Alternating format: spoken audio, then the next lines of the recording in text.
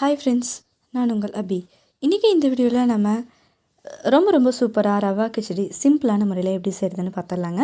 அதுக்காக நான் ஒரு 2-3 டம்ளர் வெள்ளை ரவை எடுத்து நல்லா அதை ஒரு பேனில் போட்டு வறுத்து எடுத்து வச்சுருக்கேன். எப்பயுமே கிச்சடி செய்யும்போது ரவையை லைட்டாக வறுத்துட்டு அதுக்கப்புறம் செஞ்சோம்னா அது ரொம்பவே டேஸ்ட்டாக இருக்குங்க.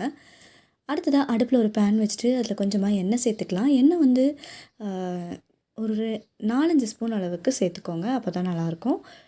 அது காஞ்சதுமே கடுகு கொஞ்சம் சேர்த்துட்டு கடுகு பொரிச்சிட்டோம். அடுத்ததாக இதில் கடலைப்பருப்பு கொஞ்சம் சேர்த்துக்கோங்க. இது கூடவே கருவேப்பிலை சேர்த்துக்கலாம். அன்றைக்கி நைட் பார்த்துட்டோம் அப்படின்னா ரொம்ப லேட் ஆகிடுச்சு. ரொம்ப ஈஸியாகவும் இருக்கணும், பட் அதே சமயத்தில் கொஞ்சம் ஏதாவது டிஃப்ரெண்ட்டாக செய்யலாம் அப்படின்னு யோசித்தோம். அப்போ தான் இது தோணுச்சு. இது கூடவே ஒரு 2 பெரிய வெங்காயம் நீளமாக கட் பண்ணி எடுத்து வச்சுருக்கோம். அதையும் சேர்த்துட்டு ஒரு காரத்துக்கு ஏற்ற மாதிரி பச்சை மிளகாய் சேர்த்துக்கலாங்க. நான் இன்றைக்கி ஒரு 3 பச்சை மிளகாயை இதுக்குள்ளார சேர்த்துருக்குறேன். அடுத்ததாக ஒரு துண்டு இஞ்சி எடுத்துக்கோங்க. இஞ்சி சேர்த்து எப்போவுமே கிச்சடி செய்யும்போது ரொம்ப நல்லாயிருக்கும். அதையும் கட் பண்ணிவிட்டு உள்ளே சேர்த்துட்டு ஒரு 2 தக்காளி பழத்தை சின்ன சின்னதாக கட் பண்ணிவிட்டு சேர்த்துக்கோங்க. இது எல்லாம் நல்லா வதங்கட்டும், அது வரைக்கும் வெயிட் பண்ணலாம். இதுக்குள்ளாரவே நம்ம கேரட் 1, பீன்ஸ் ஒரு 4-5 இருந்துச்சு, அதையும் எடுத்து கட் பண்ணி எடுத்து வச்சுருக்கோம்.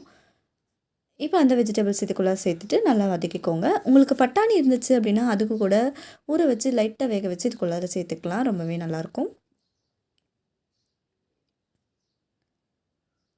இந்த ரவா கிச்சடி செய்கிறதுக்கெல்லாம் ஒரு 10 நிமிஷம் இருந்தால் போதுங்க, டக்குன்னு செஞ்சு முடிச்சிடலாம்.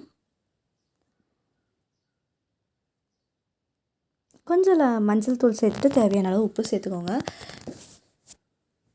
வெறும் ரவை செஞ்சோம்னா நிறைய பேர் பிடிக்காது, எனக்குமே பிடிக்காது. ஆனால் இந்த மாதிரி செஞ்சு சாப்பிடும்போது ரொம்பவே நல்லாயிருக்குங்க.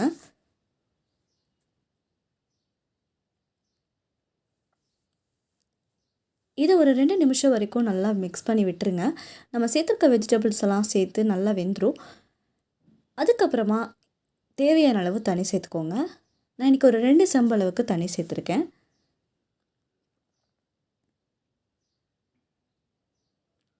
வெள்ளை ரவை நிறைய வாங்கி ஸ்டாக் வைக்கும்போது கொஞ்சம்லாம் பூச்சி விழுந்துடும். அதுக்காக நீங்கள் அதை நல்லா வறுத்து ஒரு சமடாவில் போட்டு வச்சுக்கோங்க. அது எவ்வளோ நாள் ஆனாலும் ரொம்பவே நல்லாயிருக்கும். தண்ணி சேர்த்ததுக்கப்புறமா நல்லா அது கொதி வந்துடட்டும். அதுக்கப்புறமா அடுப்பை சிம்மில் வச்சுட்டு நம்ம எடுத்து வச்சுருக்கிற ரவையை சேர்த்து நல்லா கை எடுக்காமல் கலந்து விடுங்க. கை எடுத்தீங்க அப்படின்னா கட்டி சேர்ந்துடும். எல்லாம் முடித்து தண்ணி எல்லாம் ட்ரை ஆனதுக்கப்புறமா லைட்டாக தேங்காய் எண்ணெய் சேர்த்துக்கோங்க. தேங்காய் எண்ணெய் சேர்த்துட்டு மறுபடியும் கலந்து விட்டுடலாங்க. ஃபைனலாக இது கூட கொஞ்சமாக நெய் சேர்த்துக்கலாம். நெய் சேர்த்து இதை செய்யும்போது நமக்கு ஒரு பர்ஃபெக்டான கல்யாண வீட்டு கிச்சடி டேஸ்ட் அப்படியே இருக்கும். அடுத்ததாக இதில் நம்ம சைடிஷ்காக தேங்காய் சட்னி அரைச்சி எடுத்து வச்சுருக்கோம்.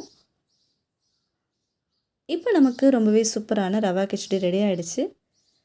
இது அப்படியே இந்த சட்னியோட தொட்டு சாப்பிட்டு பார்த்துடலாம்.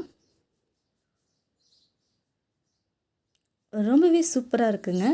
கண்டிப்பாக நீங்களும் இந்த சிம்பிளான டேஸ்டியான கல்யாண வீட்டு ரவா கிச்சடியை ஒரு முறை ட்ரை பண்ணி பாருங்கள். இந்த மாதிரி செய்யும்போது கண்டிப்பாக எல்லாத்துக்குமே ரொம்ப பிடிச்சதாக இருக்கும். இந்த ரவா கிச்சடியை நீங்களும் ட்ரை பண்ணி பார்த்துட்டு எப்படி இருந்துச்சு அப்படிங்கிறத மறக்காமல் எனக்கு கமெண்ட் பண்ணுங்கள். இன்னும் ஒரு புதுமையான ரெசிபியோட அடுத்த வீடியோவில் நான் உங்களை சந்திக்கிறேன்.